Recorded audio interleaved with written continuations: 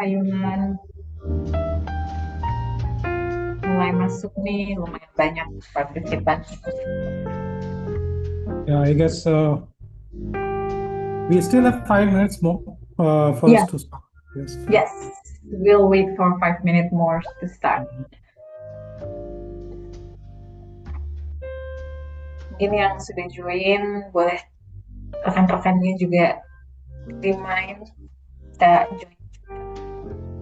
Karena nanti akan ada sesi Q&A juga. So this is gonna be very insightful, hopefully for the participants. So if there are any questions, we'll be also have the Q&A session at the end of this. Yeah, I hope it is actionable more than just Yep. insights which you cannot action on. So Yes. this webinar, we have made it more like that, trying to make it more actionable. Yes, of course.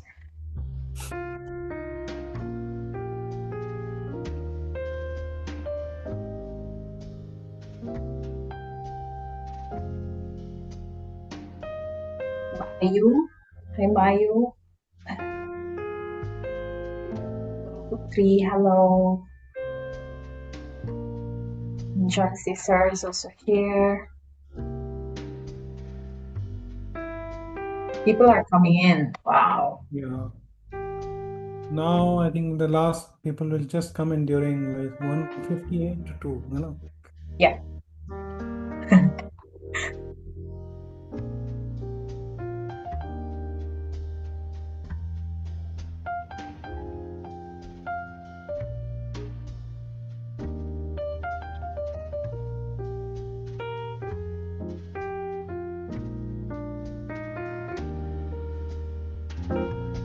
Halo Rida. Hi Nafila. Thank you for joining.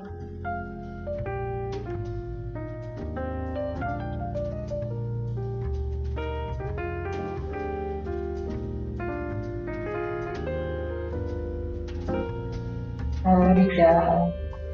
Hi Nafila. Thank you for joining.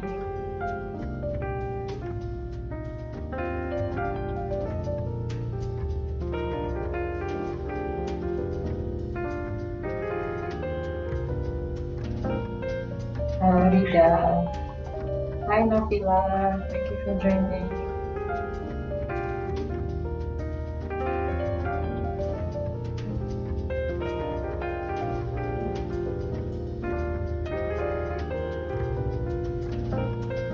Halo Rida. Hi Nafila. Thank you for joining.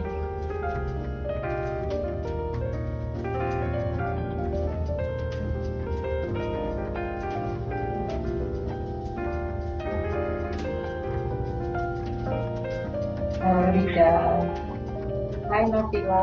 Thank you for joining.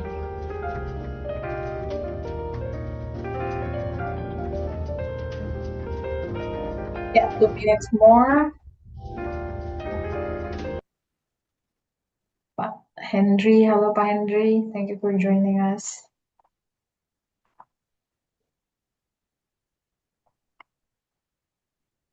Wow, I think it's getting crowded. Hi Mas Dirga, he's also here.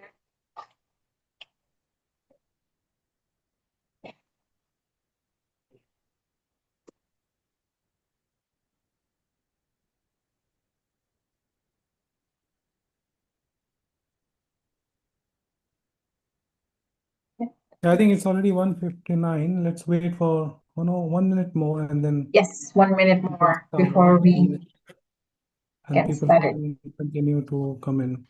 Have we Yes. started the recording? Or maybe you should start. Yes, we already started recording. It's all Okay. good. It's all set. Okay. Okay, I think in a minute we will start. Yes. So you In have 20 any seconds, actually. Hmm? We'll start in 20 seconds. 20 seconds. Okay. Yes. Okay, it's getting crowded. Hi, Amelia. Wow. Okay, so many people are joining now. Yeah. Okay, I think let's start the webinar now, Pak. Yeah. Yeah, okay. So yeah, good afternoon, everyone. Thank you for taking your time to joining us today, and welcome to our webinar. And my name Yeah. is Rifa, and I Got will it. be Hi, your Maria. moderator for today's session. And because, yeah, we know that over the past few years, the businesses have faced increasing pressure from rising costs across the value chain, which is including raw materials, the logistic and packaging. While these costs are increases, it directly impact the business profitability, as we know. And they often create another challenge when brands needs to pass some of these costs onto consumers. And to better understand on how consumer respond to these changes, we are Neurosensum. We conducted a study involving 500 consumers across 5 Indonesian cities and exploring pricing tolerance, packaging preference, and brand loyalty in today's market environment. But I think before we dive into this finding, I'd like to start with a quick question for Pamahes, our speaker for today. Like Pamahes, before you do this, before we seeing this research result, what is your assumption before before you do the research? Like, did you Mhm. think the consumers would be more likely to switch brands, to reduce consumption, to downtrade to smaller pack sizes, or One of just the simply they will accept the higher prices? No, What do you? that's why we do the survey, because as a market Yeah. researcher, I don't assume anything, Yeah, because that's consumers are correct. very unique, and Absolutely. every consumer behave in a different way. Mm, So I think research exists because we don't need to assume. We should do more yep, research, understand from the horse's mouth in terms of how they are going to behave, so that we can take actionable insights or actionable actions accordingly, yep, right? So I think you rightly mentioned, cost pressures have been yep, increasing since a long time, last 1.5 years, yep, since Trump came to power, since Robo came yeah, to power, right? yeah, Almost at the same point of time. yes, But last 3 months, 6 months, I think once the oil prices increase after the yep, Iran and war and all that, mm-hmm, and we move to around $100+ per barrel, mm, that's where the impact was felt more in the entire value chain, in terms of especially linked to the plastic prices. yeah, So this whole webinar is mostly focused on, if these plastic prices are going to put pressure on the consumers, yeah, on the manufacturers, and they're mm, going to pass it on, how they're going to pass it on, what should be their strategy, how much consumers are willing to accept, and yeah, how much they are not willing to accept, and if they're not willing to accept, what they will do, and things like that, right? So yes, without right, spending too much time, let's go into the presentation, so yeah. that we better understand. Uh, I think what is someone else is sharing. I think before you begin, I mean you prepare the slides. Like we encourage everyone to submit question through the comment section at any time during the presentation, and we will address as many questions as possible during the Q&A session at the end of the today's webinar. So enjoy, Yeah. guys. Yeah, so please put in your questions, and in between, Rifa will keep on checking, and if she Yeah. finds whenever the questions come in, we'll just stop in between and try to answer relevant to the things we have discussed. If I think that something you're asking is going to be shared towards the end of the later in the presentation, then we will just park it for the time, right? Yeah. Yes. Okay, so this is the webinar. I think will take 1 hour of your time, not more. Hopefully, we should be able to finish in that. And because we are trying to keep it very crisp, while the survey was quite long, not quite long, but still there were much more things we could have actually deep dive into. But we have looked at the key findings, but still giving you enough meat, and by categories, so that for your category you can understand how things are shaping up. But obviously, for our regular clients who deal with us on a regular basis, if you feel something interesting and want to deep dive further on that, I think our teams will be willing to give you some more additional insights based on the information we have collected, right? So what we are doing today is trying to figure out with this, because of this increasing cost, what kind of smarter packaging choice we can do. And we have asked consumers about, what are the different things they can accept, not accept, and if things change, what they will do, not do, etc. And trying to put that in front of you. We are not going to give you any big, recommendation. It's up to you and your category whether what you want to do, because I'm sure you are already doing something would be in your pipeline in terms of price increase, pack changes, etc. So you can see how it fits to your strategy and what modification you need to do to that overall strategy. So basically we try to do 500. We got a little more sample size, so we did a 512 sample size study across SES ABC 18 to 45-year-old, uh, across 5 cities in Indonesia. Uh, Jabodetabek, Surabaya higher sample sizes, I think, because they are bigger cities, while slightly small sample size for the smaller cities. So what we did was we tried to do some, uh, you know, desk research also, try to understand what's happening around the world. So we'll try to put in some examples here just for, curiosity's sake, or just to make things more interesting, and then understand how consumers are reacting to various options. So overall, the webinar outline, we start with concerns about Indonesian economy. Are consumers concerned? How concerned? And what are they doing in linked to this concern? What are the reaction to price changes among consumers? How much they will accept the price change? What are the pack changes acceptable to consumers? And finally, the key takeouts. In between, we will also show you, all kind of data and examples and things like that. So we start with concerns about Indonesian economy. So we ask consumers, are they aware of the war which is happening in the Middle East, US, Iran, Israel war? And obviously, 99% of the consumers are aware of it.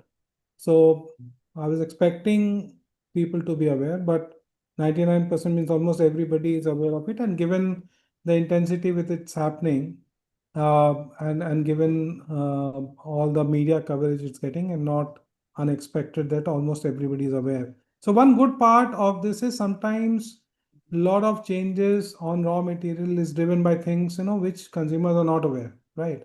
So in that case, communication becomes difficult.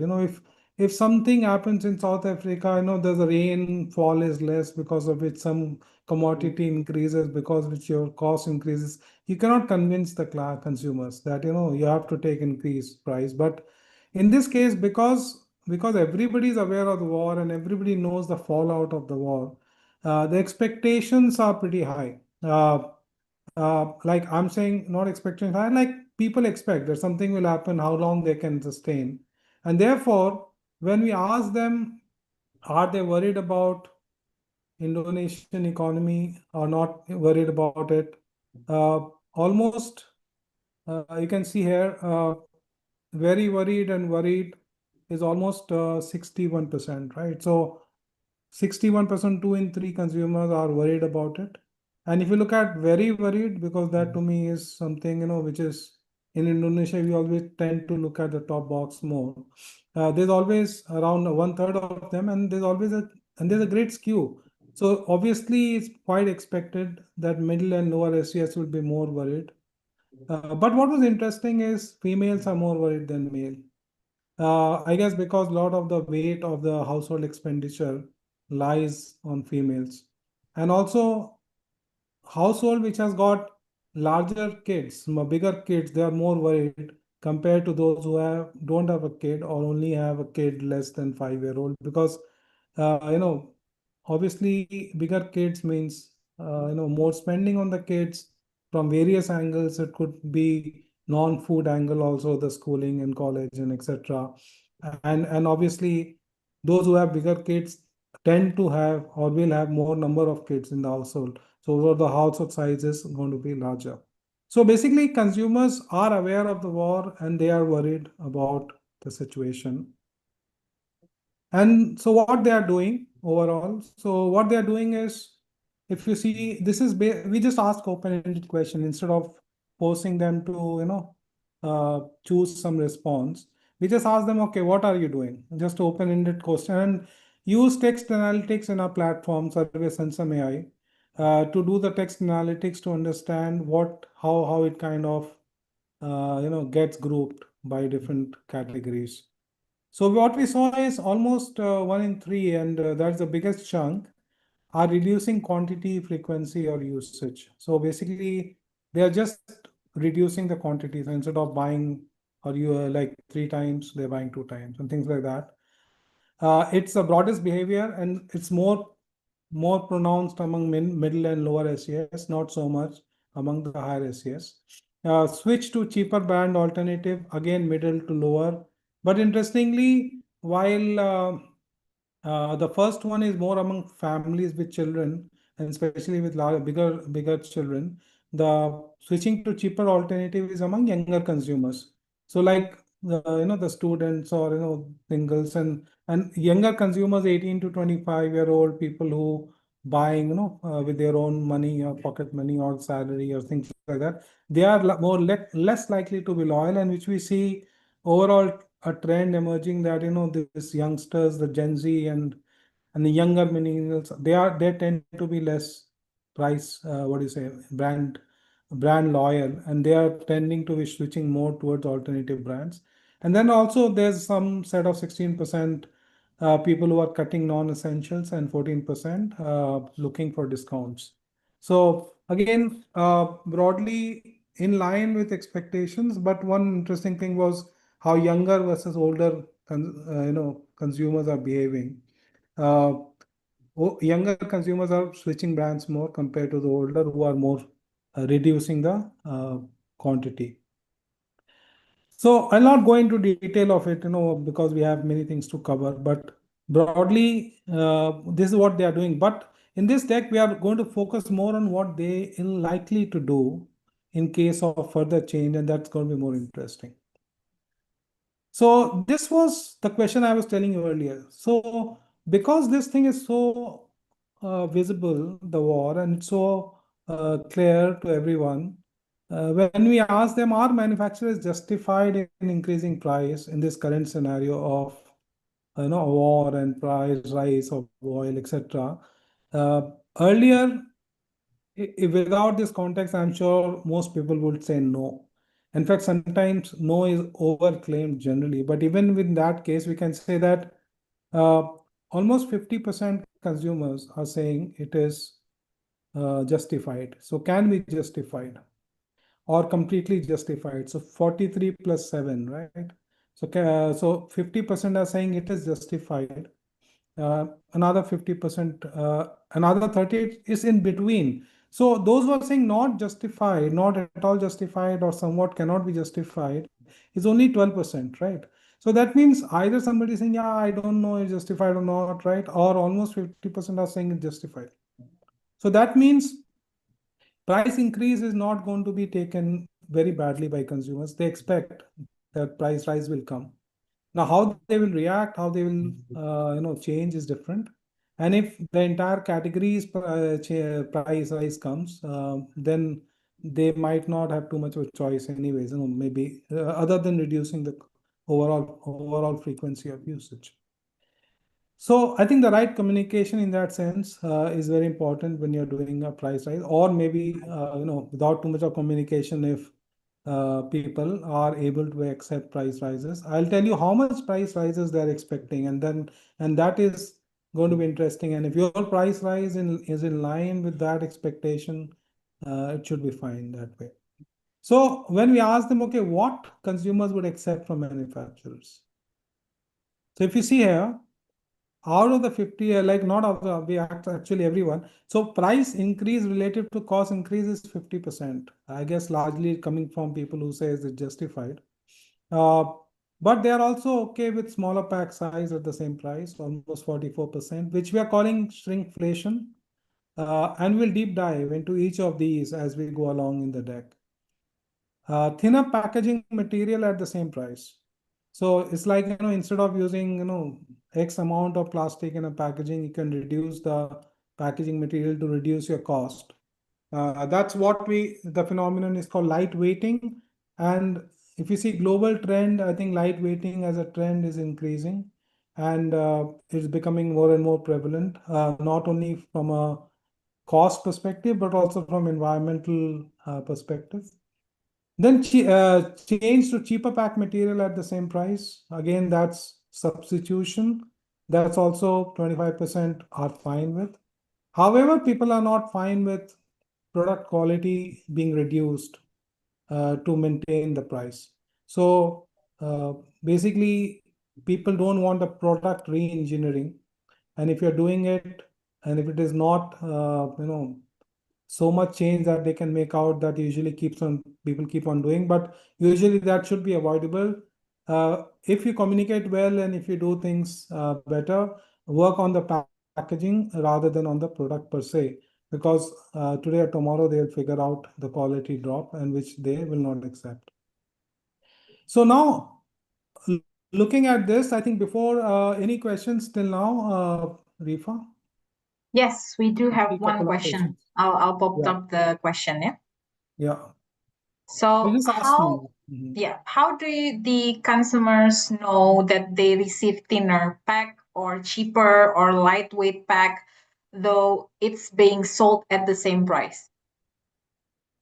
Okay, how do they know? No, they are Yeah. not supposed to know, right? I'm not saying that they are supposed to know. It's only when, in fact, later on, when I'm going deeper into this, what we are saying is that today's technology, the way it is changing, you can actually make thinner pack with a similar integrity of the structure, with nanomaterials and things like that, without the consumer knowing. But sometimes it is also used as a communication material. So it is up to the consumers will only know if they feel. So if your technology is so great they cannot feel, that's fine. What they are saying here is that if you are giving me a thinner material at the same price, I'm fine. So don't increase the price. Don't tell me anything. If you want to manage your costs, reduce your plastics. If I cannot feel, it's fine. But if I will feel, and you think that consumers will feel it, then you have to put it as a communication. Then you have to put it as a marketing angle. And I'm coming to that at a later point. Yeah. Okay, got it. Okay, I hope that answer the question, yeah, Kak Oktaviani Barus. Yeah. Yeah. Do you Yeah. want to one more question, or should we continue If it and is wait? linked to this, we can just continue. I think if it is, you think that it's something can be addressed later, the deck, right? So then Yes. we can come later. Okay. So Okay. I think before I go, I think little bit of marketing. I think everybody does marketing, right? I think all of you are marketers. So we did this. We have created a platform called Service and Some AI, and in fact, this whole survey was done on the Service and Some AI platform, including all the analysis and cuts and breaks, text analytics, including querying on the survey sensor. So I will just show you a quick video, and then we'll go to the rest of the finding. Does this concept work? Which product will win? Will my ad actually drive recall? We need those usage and attitude results now. The questions are flooding your inbox, but insights are stuck in a bottleneck. The world moves in minutes. Trends shift overnight. So why is your research agency still taking months? Meet Survey Sensum AI. AI-powered execution, research-level outputs, actionable insights in real time. Get insights in hours at a fraction of the cost. This is the future of marketing research. Here's how it works. Drop your brief, define your research objective.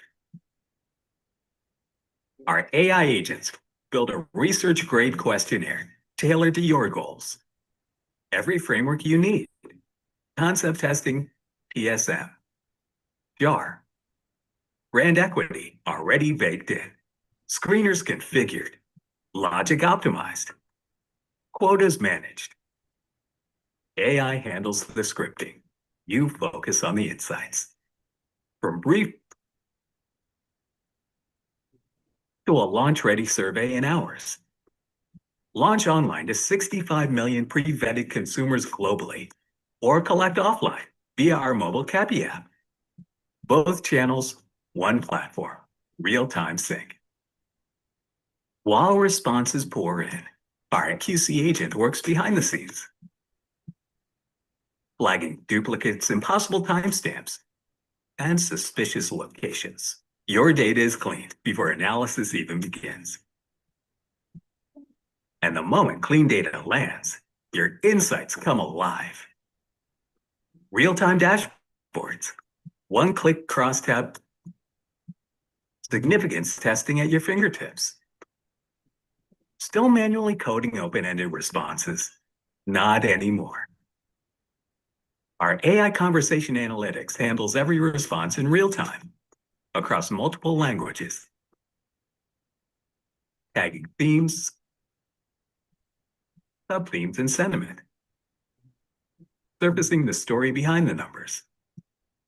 Now, here's where it goes beyond simple dashboards. Survey Sensum AI works like a research companion. It studies your objective, survey structure, data patterns, and then builds a complete analysis plan. One click, a boardroom-ready PowerPoint generated, with editable charts, clear summaries, and strategic recommendations. The presentation that took 5 days, done in minutes. But boardroom questions don't end with the presentation, and neither should research. Instead of requesting more data cuts or scanning tables, you ask Sense AI. It delivers sharp analysis, compares segments, explains why, and recommends what to do next, instantly. Survey Sensum AI runs the entire research cycle, end-to-end. From AI-built questionnaires to boardroom-ready insights, every step powered by AI. The result? Weeks of research, done in hours. 10 times more research, 80% lower cost. Survey Sensum, AI-powered market research platform. Yeah, thank you for taking the patience to listen to it. Basically, this platform is developed and we are already talking and demonstrating to the clients and already being used by clients. I want to show you one more thing before. So on this survey itself, before I go into the detailed analytics across, I want to show you some output, from this survey itself. Like example, like here. So this is Survey Sensum AI, right? This is Survey Sensum AI like we discussed. Now I try to do some, just generally like, okay, I ask a question, can you tell me, I'm not showing you the other parts, which is very obvious and, a lot of other things can do. So can you tell me what should be my pricing and packaging strategy in current economic situation if I'm a milk brand? Now this is only basis the data we collected, right? So it goes and tells me consumer sentiment based on the 512 respondents, significant are concerned about the economic condition. And it tells me a few things about, I don't want to read through each, but I'm telling you the broad structure, right? And then what are they seeking? What are they doing? Example, what the one I said, seeking promotions, comparing pricing offline, delaying non-priority purchase, etc. Then it says pricing strategy, and it tells me that for the milk, they would tolerate an average of 13.49% before changing their purchase behavior, based on the 187 respondents. And then if it exceeds, then they will like to reduce the quantity of frequency of purchase, switch to cheaper brand, buy smaller pack, how many percentage. And then it goes into recommending stay with the tolerance and strategic price adjustment, what you need to do, what should you do for improving your packaging, what are the important things in the packaging which they are looking for, hygiene, safety, ability to keep the things fresh for long term, etc. From a milk perspective. Preferred packaging, Tetra Pak is the most preferred. And then what are the sustainable packaging alternatives and recommendation for packaging prioritize core functionality, leverage data pack, sustainable information, and then finally conclusion. And with a thing, okay, what is the maximum tolerance of price increase? So all this came from one survey, just from one command, right? Now imagine in the past how many charts you have to look at, how many things you have to look at to make one. So I'm not going to go through and bore you again on this, because this, like example, technically we have done it for multiple categories. So out of all the 25 odd categories we have collected, I can ask one by one for each category and it can give me that response. So if, for anybody whose interest category will be there, I'll show you later. If you're interested, you can reach out to for me or anybody in Neurosensor, and we can run this and send you the summary based on this, right? So now we are going back to the deck. Any questions on this, or shall we, I think, move ahead? I think we should move ahead, right? Yeah. So now the main deck, right? So what is the reaction to price change among consumers? So first thing, what is the acceptable price range? I think I'll show you by categories also. So overall, on an average, consumers are saying 12.1% maximum price change acceptable, keeping packaging type and quantity same. So if exactly the same packaging right now, you can increase up to 12%. Not so sure if you have already increased 12% or in the process of increasing. But obviously there's a difference by SES. Upper SES, upper one can expect or up to 15%. However, as we keep on going from upper to middle to lower, lower can accept up to 8.4. So basically almost double upper, and this is expectedly what usually happens. But more interestingly, also bigger cities like Jabodetabek and Surabaya are relatively higher compared to smaller cities. And I guess these are still big cities. So we have not surveyed smaller towns, rural, etc.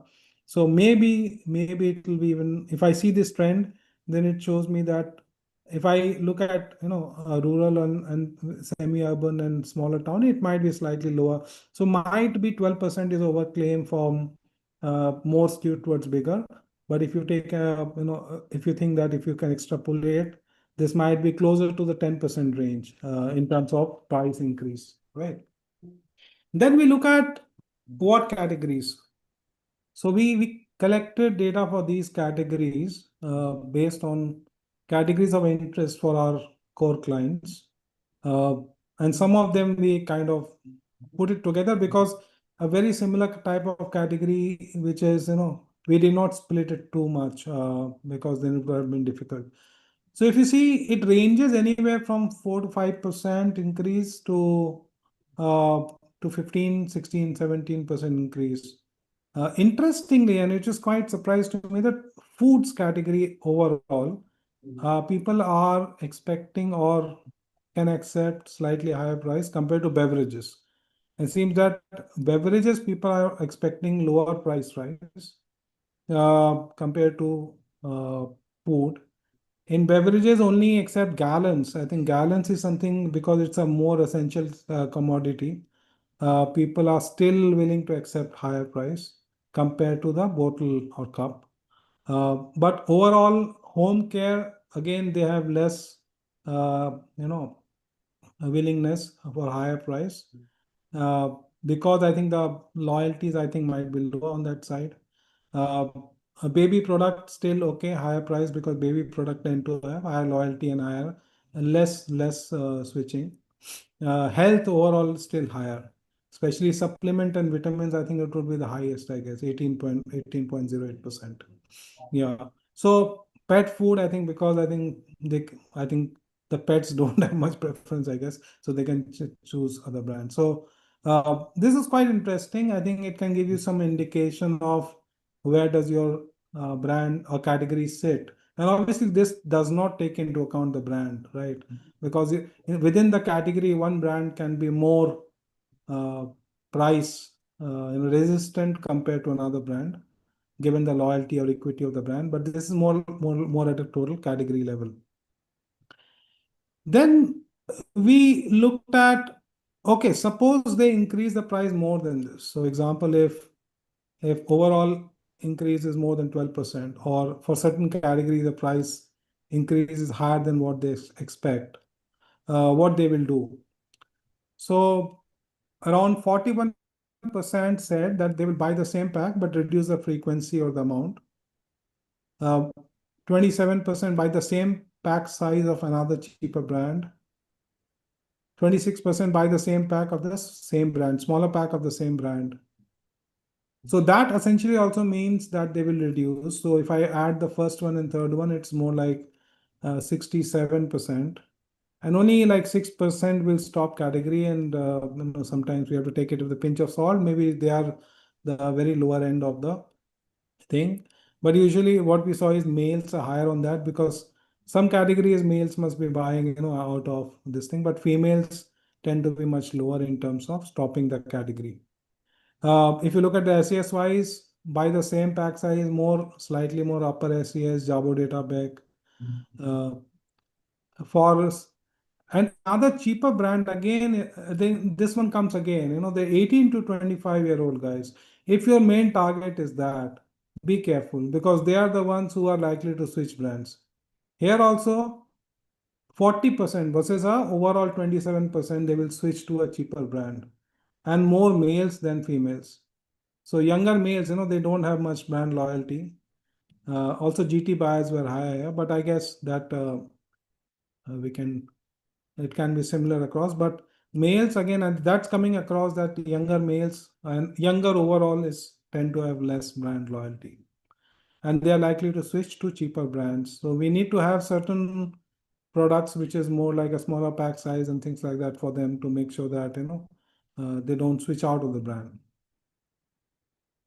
Then we look at, interestingly, by categories. So each of them we look at categories, because that is something which is interesting, right?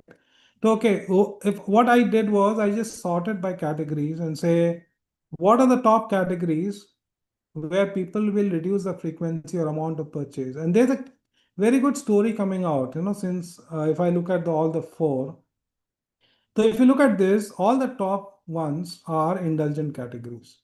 So you take CSD, you take instant noodle, biscuit, snacking, RTD beverage.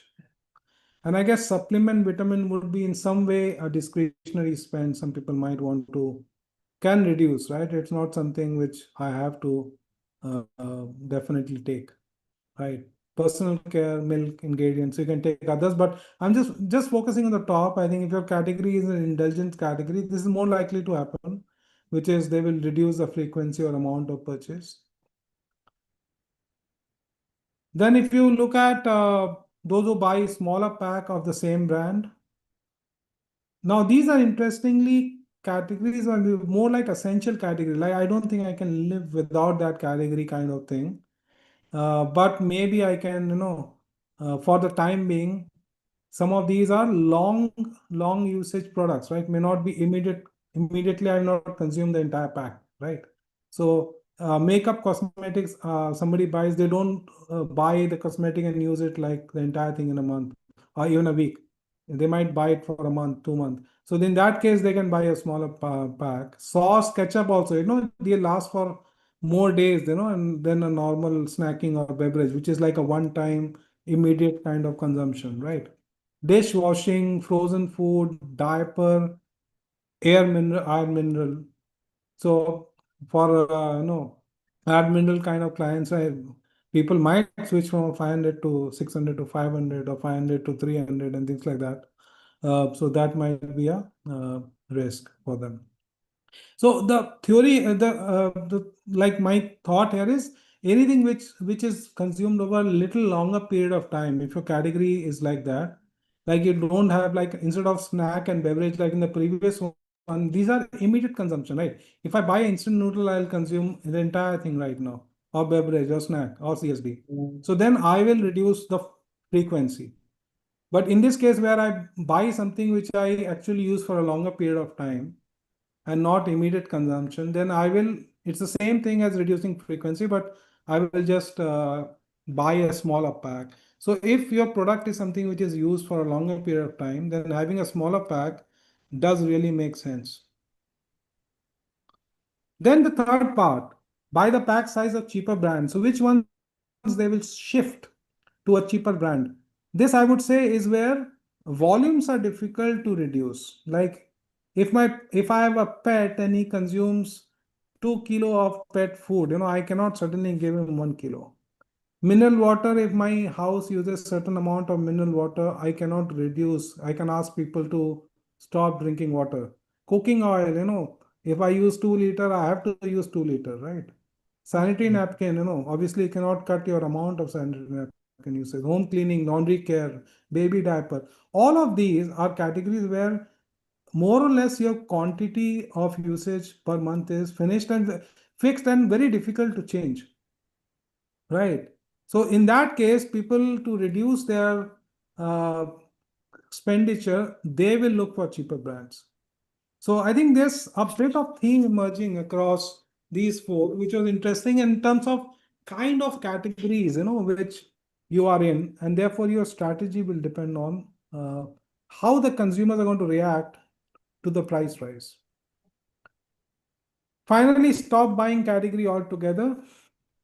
These are very small percentage of people. So I think there will be some people, who are just want to stop, maybe lower down the strata, SES lower and things like that.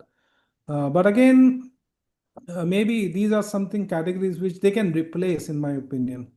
These are replaceable. Iron mineral bottle, I can, instead of doing, I can just drink from gallon, right? Instead of sachet coffee, I can have a, other kind of coffee. Instead of snacking, I can just eat other snacks. Cheese, margarine, I can change with cooking oil, right? Milk, always we know that not so essential, or RTD beverage. Some of them are like that. So they can replace a stop for a certain period of time, but the numbers are quite low. So maybe we don't have to worry too much on that. But the first three thing clearly tells me that if it's a one-time consumption and it's an occasional kind of category, people reduce the frequency. If it is something where I buy for same product for a longer usage, then I will go for smaller pack. And if it's a product where I can replace with certain, no, it's basically where my volume is more or less fixed for the month, then I will go for a cheaper brand. Okay. So I think before we go to the packaging changes, any questions from the pricing angle? Any questions related to pricing? Then we can. There are some questions are coming, but let me take a look. Okay. So I think you already answered the question during the explanation that there's the one question asking like, does price increase sentence apply to all products or only to a certain categories? I think you already answered that Yeah, already questions. answered that. Correct. Yeah. Yeah. I think there's one specific question that is very interesting. He's asking for mineral waters gallons, where the consumer buy the same pack size of another cheaper brand. This is for returnable gallons or one-way gallons.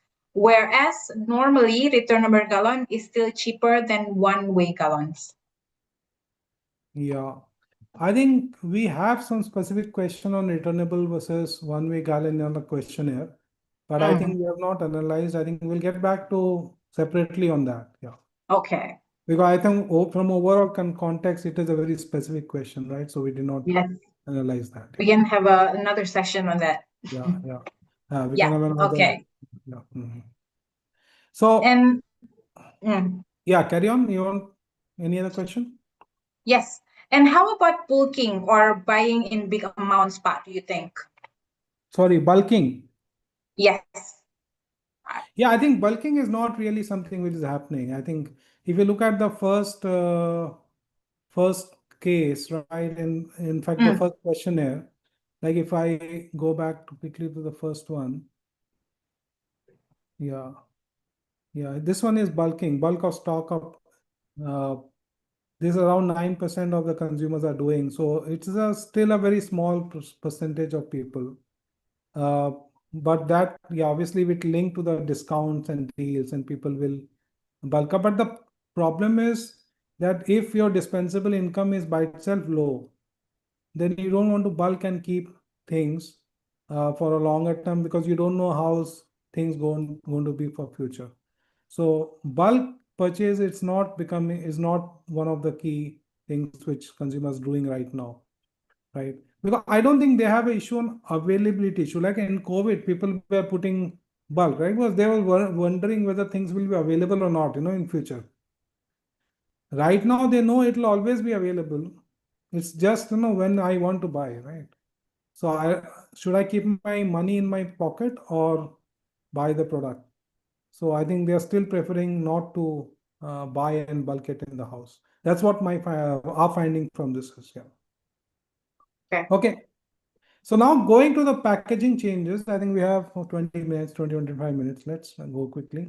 So on the key packaging strategies, there are three things which we discussed. Shrink inflation, which is keeping everything same, just increase the price. Light weighting, which is everything same except the packaging quality is reduced. Sometimes they might not know.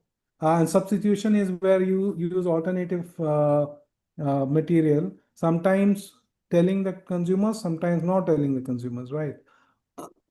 So I just want to have a quick quiz. Like as a manufacturer, which of the following strategies you are following the most in the current situation? Before we go into the consumers and say what they are talking about for each of these aspects. Yeah. So your input will help us to compare today's research finding with what industry currently offers observing in the market. Yeah. So I think we'll give like 20 seconds for everyone to vote. Yeah. And we'll just wait.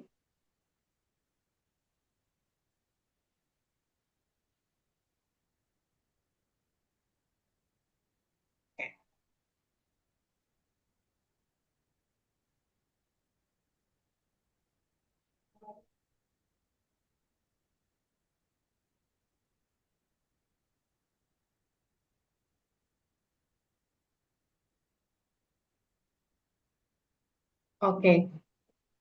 Should we Done? show the... Yeah, just show the result. Wow. Okay, shrink So it's inflation, interesting to see. lightweighting, substitution. Okay. Yeah. I guess it's in the order of what consumers are also doing or expecting. Let's see. Okay. So basically, I think going back to the first slide, which I showed you earlier.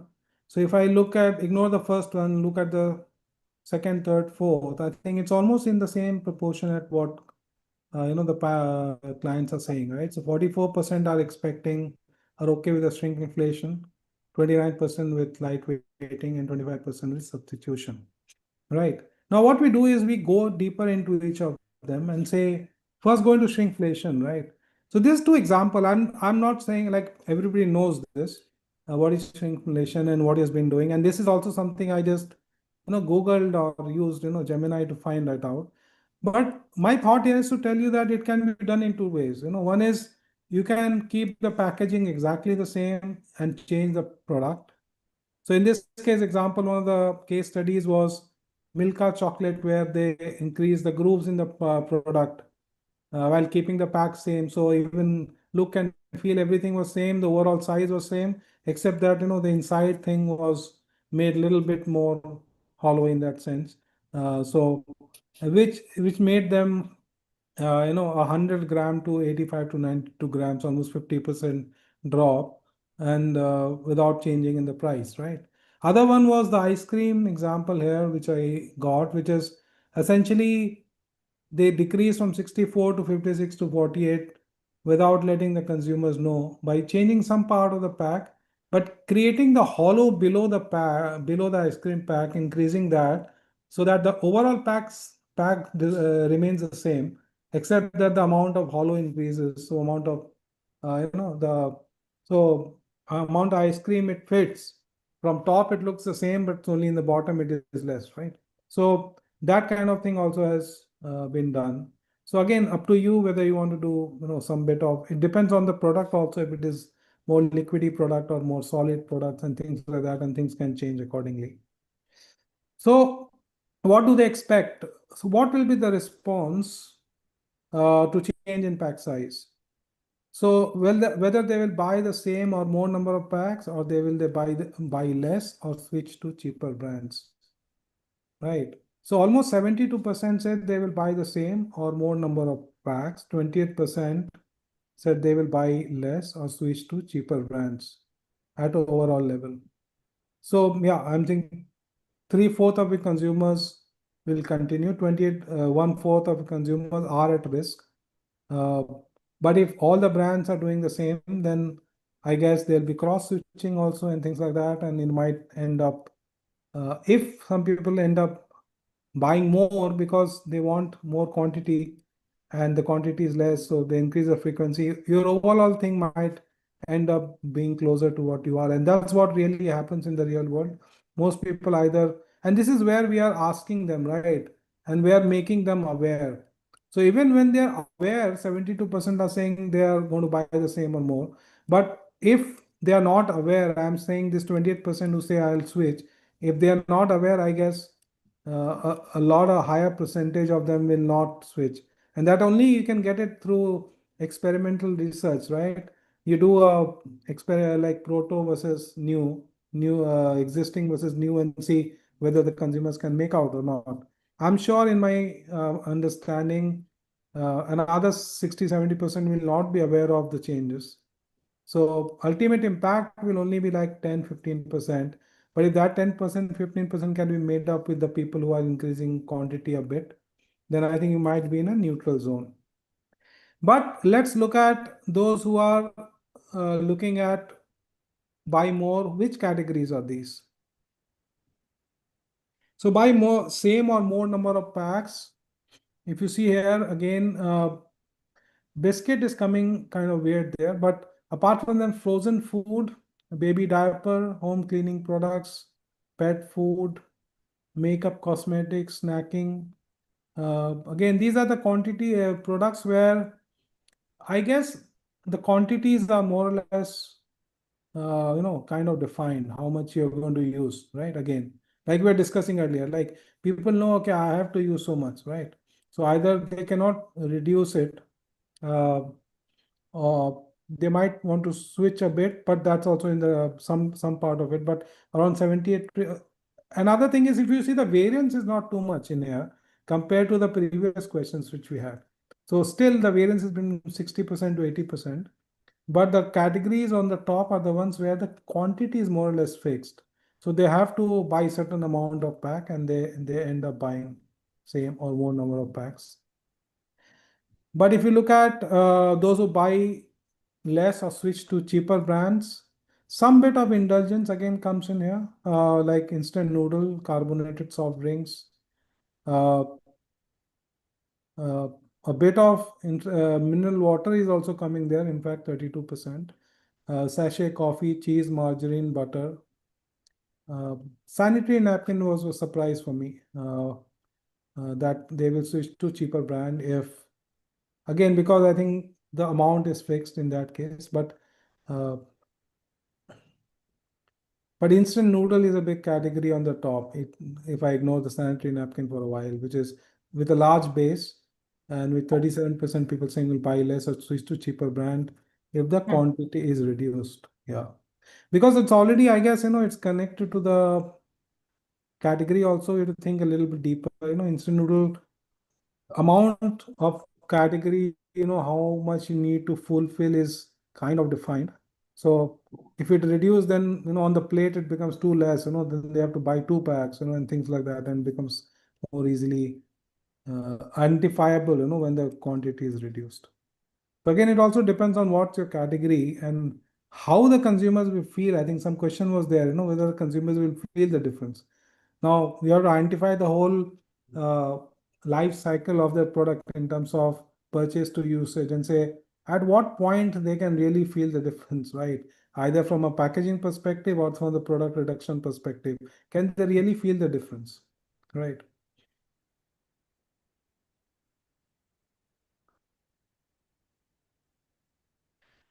Then we go to the light weighting. So basically from this one, from shrinkflation, to me, it looks like a neutral kind of perspective. I think with most people accepting it, uh, looks like to me the best option also, given that they are unlikely to identify unless we know that somewhere it can be identified, and it's like in categories where the numbers and you only use like sand. I understand why it is coming. SandNap is coming on the top because you exactly know how many SandNaps you use in a month, right? So the moment you reduce the number of SandNaps, it's not going to work, right? So those kind of things. So you have to identify a category and say whether reducing the quantity, does it really work for me or not, right? In terms of light weighting, now this to me is very big trend. It's irrespective of the cost increase in right now. If you do some research, you will see that it's a long-term trend, starting from early 2020, like COVID times, I guess, and it's increasing the overall amount of packaging material which are called global lightweight packaging material is increasing, and thanks to the technological advancements, nanomaterials is what they call, and 3D printing, ultra light designs, superior strengths, and then obviously a lot of it is also driven by sustainability initiatives. Every client, every brand wants to reduce the plastic and the carbon footprint. Uh, Another interesting thing is e-commerce boom, because of e-commerce boom, you have delivery costs and everything are also becoming important, and therefore uh, because of this delivery thing, I think lighter packaging, etc., is again becoming important. And obviously the cost pressures, because people want to reduce cost and dependency on the oil cycle. And the moment oil increases, plastics increases, and therefore predictability is lost. So therefore they want to also go to lighter packaging. And some of the examples we got here was Coca-Cola. So they use, and this is recent. So they decreased the 500 ml PET plastic bottle from 21 gram to 18.5 gram using some advanced finite element analysis in such a way that they exactly know where to reduce the plastic, so that the structural integrity is not going to change and nobody can make a difference out of it. So that one change made them save 800 million bottles annually in terms of plastic, and nobody could make a difference. That is from a design perspective, where this is coming back to your earlier question, whether how do the consumers know, right? They don't need to know. For example, if you think you can save your cost and consumers will not know, then you should go ahead. But the point is, if they know, then what do you do? Then we have to use it as a marketing strategy. So example was milk makeup. I think if you take any makeup category, uh, any all these personal care makeup, they are so thick in terms of the plastics used, because they call it double walled plastic and things like that to make sure that the spill is not there, etc., etc. But with technology and all, now with us, more thinner packaging, you can still make sure that the spill is not there, etc. So this milk makeup is a category which used thinner packaging very strongly. In fact, they also increase the space required,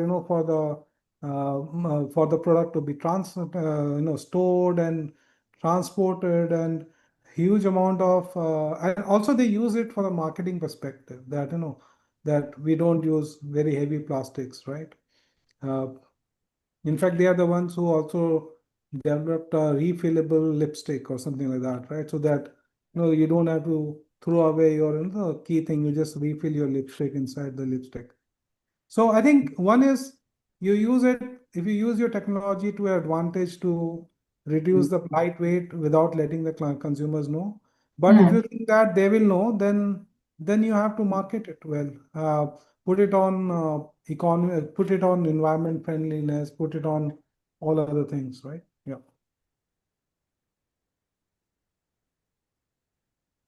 So what do they reduction in plastics? What kind of things is possible? So we looked at three different things. One is reduce or remove the plastic labels on the pack. So one is that plastic labels, you put it and then it goes out, and then that's also a nuisance in terms of changing it and reusability or of the packaging itself. Then second is making the packaging material thinner, and third one is reducing the cap size, right? So unnecessary, what's the point of having a big caps? Uh, if a small cap can do the job, right? So people are okay, much more okay with removing plastic labels on the pack. I think if you ask me, plastic label is more the need of the marketeer rather than the consumer, right?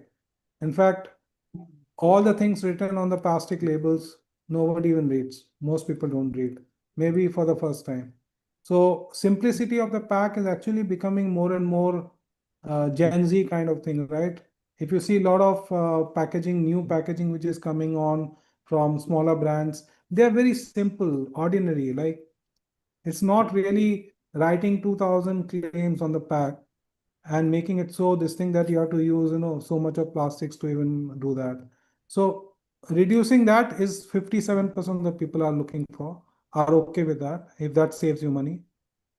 Making the packaging manual thing 41%, cap size 32%. But again, we look at it by category wise because it's not that same thing is relevant for all categories.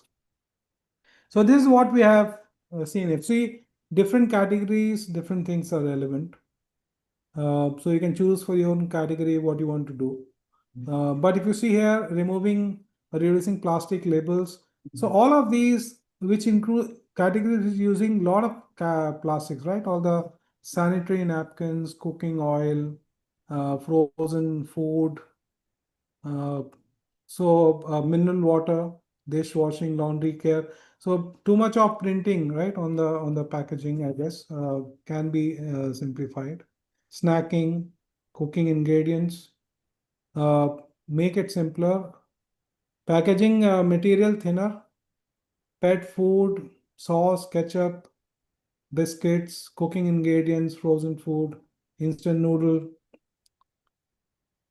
sachet coffee, baby diapers, and reduce the cap size while overall it's 20%, but personal care products, RTD beverage, all the bottles basically. So all bottle type of product, I think they are okay with reducing the pack size, cap sizes. Obviously, that does not mean it should be very difficult to open. I think sometimes when we ask consumers, they assume certain things, right? So they're assuming, the UX of opening the pack and closing it and storing it should remain the same. But then the option of all these bottled kind of products, iron mineral, uh, supplements, vitamins like cheese, margarine, baby diapers, not baby diapers, home cleaning products, anything which comes in a bottle, I guess, so you can reduce the cap of that. So I think consumers are more and more open to a lot of these things, right? In today's world, when they're looking at, they know about the plastics and they know about the environment friendliness and they about, but again, there are two ways to do. Either don't make them feel a difference at all. But if you think that it's such a drastic change, then you need to communicate. Now, coming to the last part, which is substitution, this is one of the most interesting examples I saw, when I was looking at, which is if you look at this laundry detergent sheets. So this True Earth and Earth Breeze, I think a company in US has come up with something called laundry detergent sheets. So basically, it's like liquid detergent, but dehydrated and made into sheets. So when you're putting it into your washing machine, you just put the sheet along with the clothes instead of actually putting the liquid. So what does that do is from the production to storage to purchase to everything, the whole point of liquid transport is gone, right? So you're not spending all the time on money to store and drive liquid. So obviously it cannot be applicable for every category, but maybe something else is applicable in your category. Like here, so they completely moved away from the plastic packaging at all and moved to paper-based packaging using sheets, as a thing which can be used directly. I'm sure it will more come to the mainstream brands, definitely. Because I was pretty amazed at looking at this innovation. Essentially, going back to the powder days, I guess, powder does not need any liquid. Now the powder we move to liquid. Now we're moving from liquid back to dry, right? And the second one was this dairy, which is more like, again, using alternative material, right? The cardboard plastic combination format, and it was a yogurt kind of thing. So it was still as good, as strong, but instead of only using plastic, which again needs a plastic wrap and again needs some additional labeling thing. If you use a plastic and cardboard combination, it can be printed directly on that product, and therefore it you reduce a lot of other ancillary wastage also, right? Uh, so that cost saving really helps and makes it like environmentally friendly. And here, eco marketing, you can also communicate that. You don't need to always do it hidden, but this something can be. I think in substitution, definitely it's a communication angle has to be there, because if you are making an alternative kind of thing, then a lot of people are trying. I think there were other examples of Kraft Heinz and Coca-Cola and things like that. I did not put it in the interest of time. But there are a lot of brands who are doing a lot of stuff on this area. So in terms of alternative, what they do is, what they're looking for is recyclable plastics. 59% are open to that.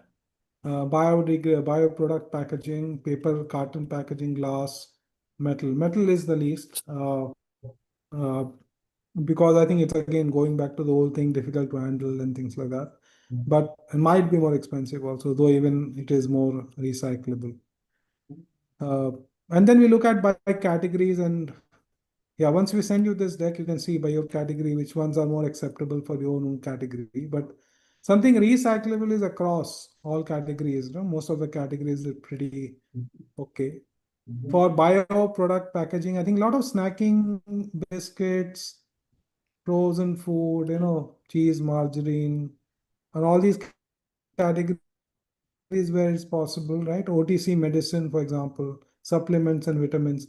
More dry product, I think bio product packaging or paper packaging are more acceptable. And glass packaging, again, is more in the cooking oil and cooking ingredients, makeup, cosmetics section, not really so much acceptable across. Metal packaging, more like frozen food, and CSDs already we have the cans, right? And then pet foods and things like that. So overall, I think recyclable and bioproduct packaging is something which is more acceptable across all.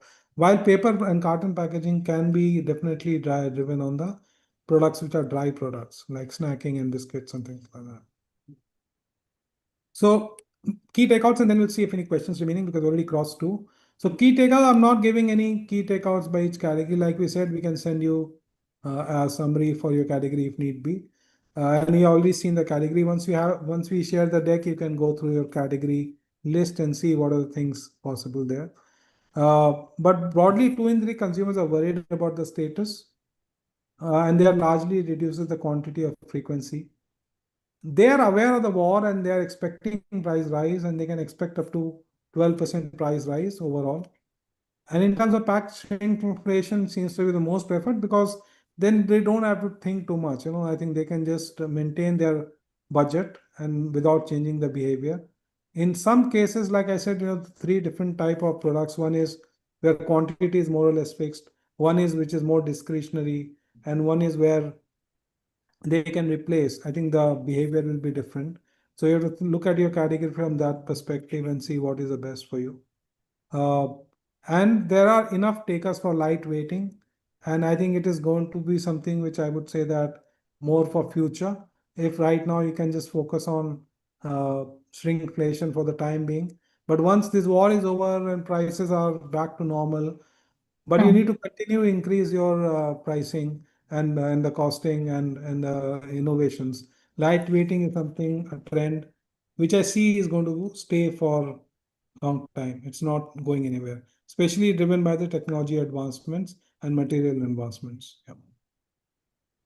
So I think that's it from our side. Thank you so much for thing. We can take questions. Yeah. So yeah. Okay, Pak Mahes, thank you so much for very insightful session for this afternoon.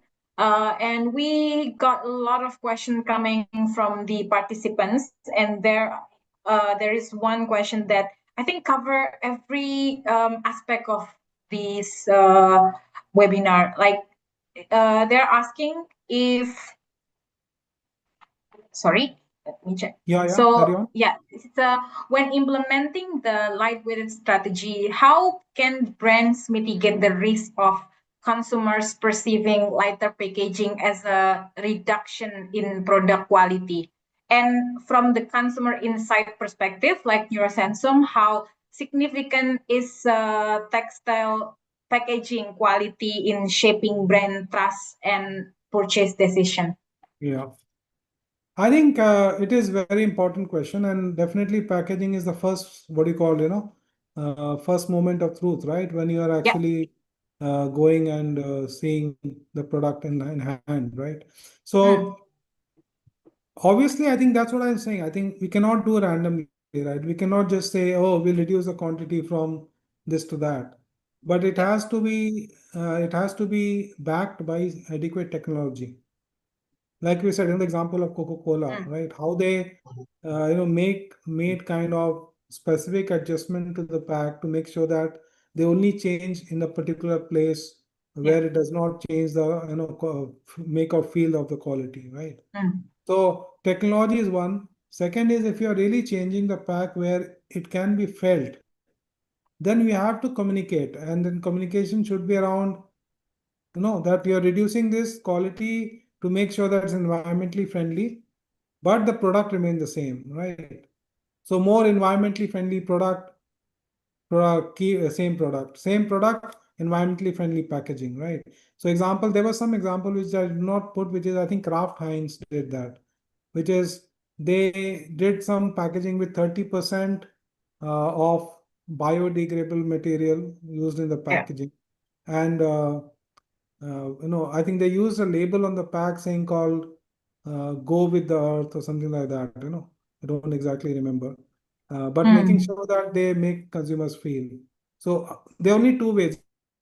They cannot just make a bad quality pack and assume that the consumers will not have the bad perception. So that perception need to be managed if the drastic difference in the quality of packaging.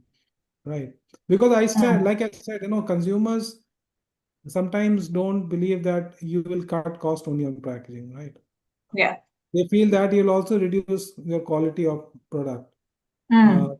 And they don't expect that. Like I said, it's the smallest amount, very small, 12%, Yeah. and possibly also certain kind of people who expect product quality to be lower. So if there's a what do you call effect,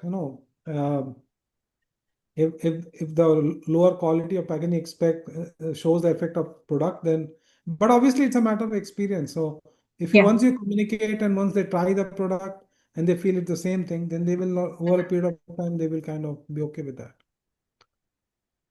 Okay. Got it. Okay. I hope it's answered the question from this anonymous attendee. Unfortunately, I cannot mention the name. But there is one question as well from a cross channel from YouTube.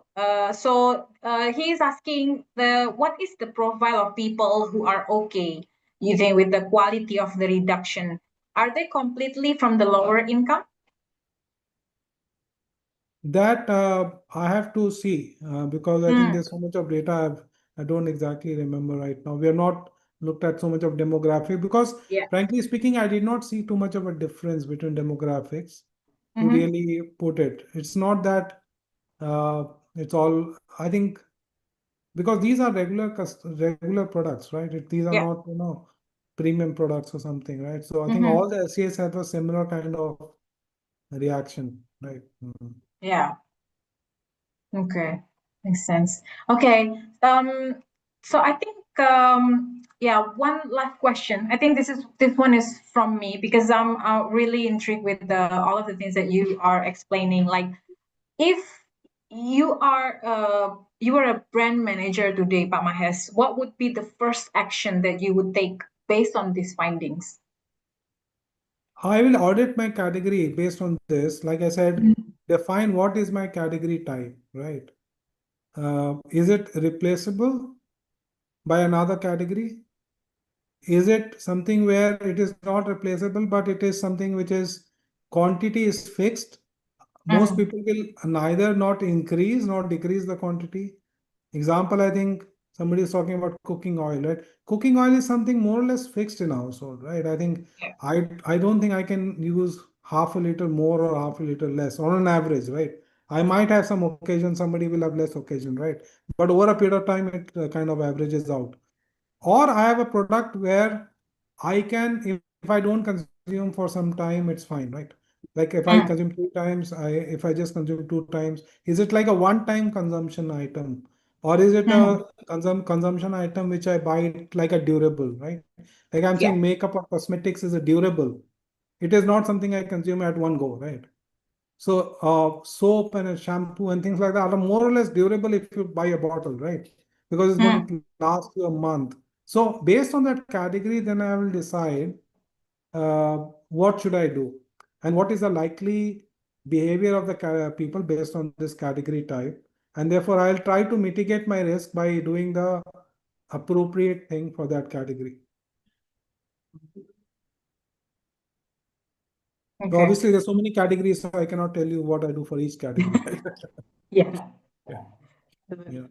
Okay. So yeah, I think do you want to have one more question or I think it's 3:11. I think we can stop it. I yes, think there's already we it's just already can you just quickly do this? So we showed you the demo of the Survey Sensum AI platform, but we can come to your office and our team can do a demo personally of the product. So you just want to know who are interested so that we can make a list and approach you and show you our product, because yeah. this definitely helps save cost and increase speed and increase the quality. Like I showed you, one Yes. click can give you the whole report, based on the data. And this was a general question. It could be for anything, UNAs. You can do many queries, sub queries, like you do for a standard chat GPT. It just will only use your data under a sandbox kind of thing. So data does not go out at all. So it just within the thing. Yeah, because everything is now need to be getting faster and Yeah. so I think it would be a good opportunity as The well to example, the study explore. which we did here, Yeah. if you want, you can do the study for your own category and focus more on the brands, specific concepts you're launching or doing Yeah. something, and do it in like 3 days, in my opinion. One day you Yeah. can finalize your questionnaire, another day you can do the fieldwork, third day you can do the analysis. So things are changing in the research world, and we are trying to push ahead, on those changes. Though it might mean that some of our overall consulting work will reduce, and we'll eat our own business, but we are okay with that. Yeah. Also, maybe for those the question who is not answered, I can try to reach out directly to you Yeah, guys, and then maybe yeah, we can have another session together and have a coffee or something to discuss more and also to explore a lot of things more. And yeah, thank you for everyone for joining us today. And we hope you found this session insightful and that the finding that we shared today will be useful for your business and the yeah, decision making. So I think before we wrap up, we'd like to ask you one small favor. So I think please take a minute to complete our post-event survey. And after you give your feedback as well, we're going to give you the deck for this presentation, which is it must be very useful for you guys. And yeah, so this is the QR code that you can scan. And thank you again for spending your afternoon with us. And we look forward to seeing you again in the next webinar. yeah. Have a great day. So please Yeah. complete this survey to get the deck. I think I Yeah. usually give to all the clients, but Rifa is insisting, that we need to get the survey. Yes. Yeah. Thank you so Okay. much. Yeah. Thank you, guys. Yeah. Should we just wait for a few minutes before we? Yes. Sure, but yeah, can wait.